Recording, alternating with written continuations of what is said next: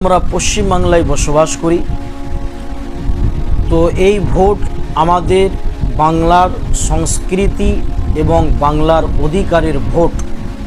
তো এই ভোট কাকে দিলে সবথেকে কার্যকারী হবে, সবথেকে বাংলার কল্যাণ এবং উন্নয়ন হবে, মঙ্গল বয়ে নিয়ে আসবে না, সেই দিকে আমাকে সমর্থনের দিকে এগিয়ে গিয়ে আমার মূল্যবান ভোটটি নষ্ট না করে সেই জায়গায় দিতে হবে।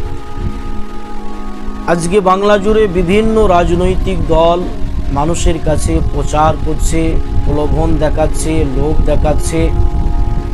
আর সব থেকে আমাদের শত্রু বিজেপি সরকার, সে তো নানা ধরনের প্রলোভন দেখিয়ে মানুষকে একটা সম্প্রীতিকে নষ্ট করার জন্য, বাংলার সংস্কৃতিকে নষ্ট করার জন্য, না হিন্দু মুসলমান ভাগাভাগি